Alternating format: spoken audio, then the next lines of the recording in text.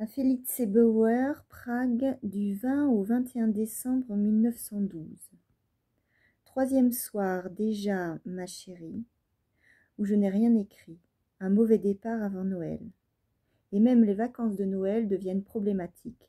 Le mariage de ma sœur est certes, je crois que je ne te l'ai pas encore écrit, ajourné par crainte d'une guerre, mais il est extrêmement incertain que je puisse prendre les 2 jours de congé que j'avais espéré avoir. J'ai sans cesse énormément de choses à faire, et plus il en arrive, moins j'en ai envie, ou mieux, plus grande est mon aversion. Tant que je suis en personne dans mon bureau, je peux encore défendre cette table des hauts amoncellements d'arriérés qui la recouvrent en intervenant toutefois avec mes ultimes ressources personnelles. Mais si je reste à la maison, ma table est ouverte à tous et il ne peut en être autrement, et alors surgissent au cours de la journée de façon ininterrompue, l'une après l'autre, de petites explosions d'arriérés, ce qui, à mon retour, pourrait être fort déplaisant pour moi.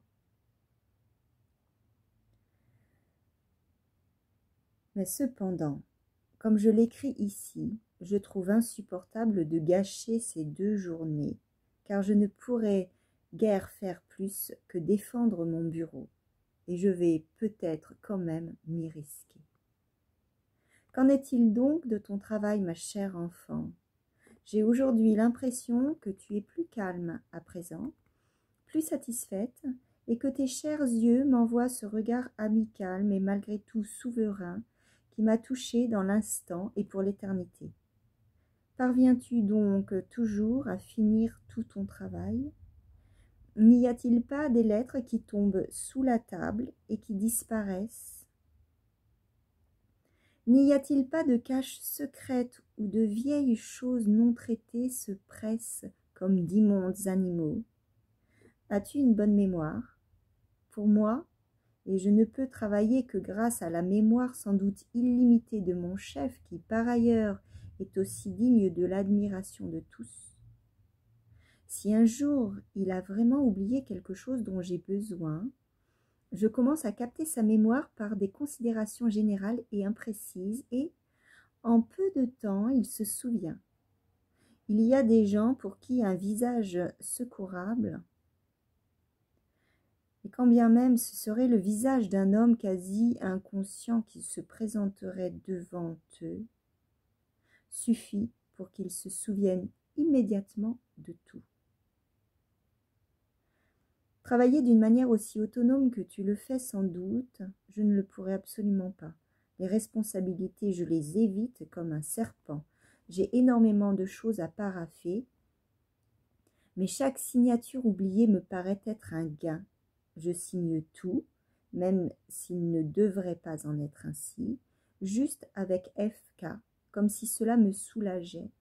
C'est aussi pour cela que, parmi tout le matériel de bureau, je suis tellement attirée par les machines à écrire, car leur travail, même passé par la main du dactylographe, est tellement anonyme.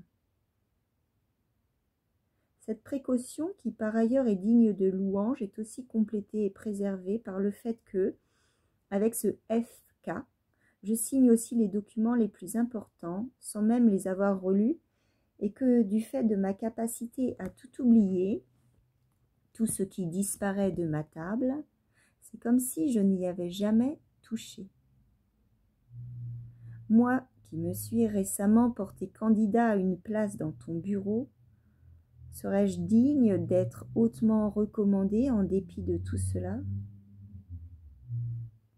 Dans ta lettre d'aujourd'hui, as-tu évoqué un journal? Existe-t-il encore? Le tiens-tu encore aujourd'hui? Et cette formulation, je l'aime et jamais quiconque croisera mon chemin, l'as-tu rédigée à 15 ans? Ma chérie, si seulement je t'avais connue alors, nous n'aurions pas été si loin l'un de l'autre, je crois. Nous serions assis à une table et regarderions la rue par la fenêtre. nous ne tremblerions pas l'un pour l'autre. Il n'y aurait pas d'impossibilité. Et puis je me dis de nouveau, et on y voit le caractère inconditionnel du tout, qu'il y a 10 ans, mais aussi 2 ans, et même 1 an, j'étais meilleure dans bien des choses, mais au fond de moi, j'étais bien plus incertain, et même plus malheureux qu'aujourd'hui. Et voilà pourquoi c'est maintenant quand même le bon moment pour qu'apparaisse cet être qui serait pour moi le plus cher du monde.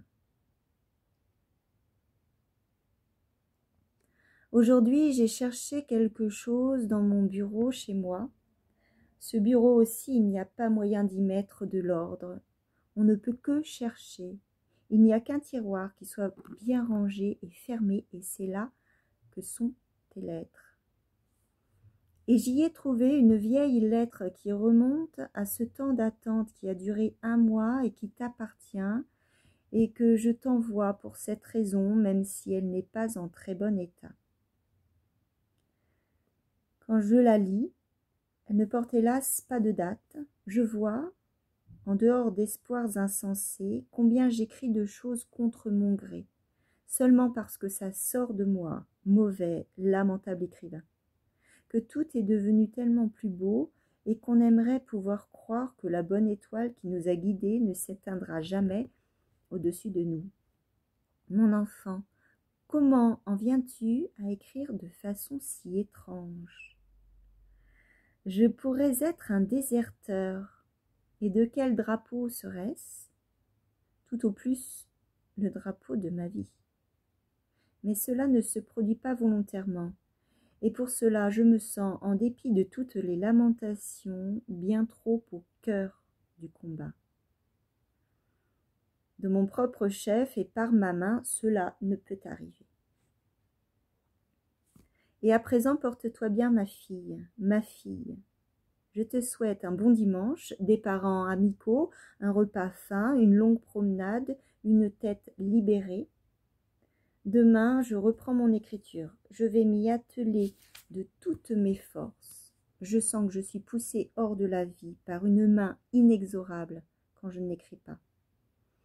Et demain, je recevrai peut-être une lettre moins morose que celle d'aujourd'hui,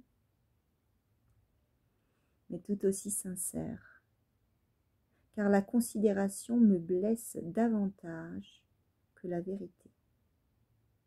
Franz. Lettre jointe. Très honorée mademoiselle. Permettez-moi de vous écrire, même si votre réponse à ma lettre est encore fort incertaine. Ne pas écrire me provoque des maux de tête.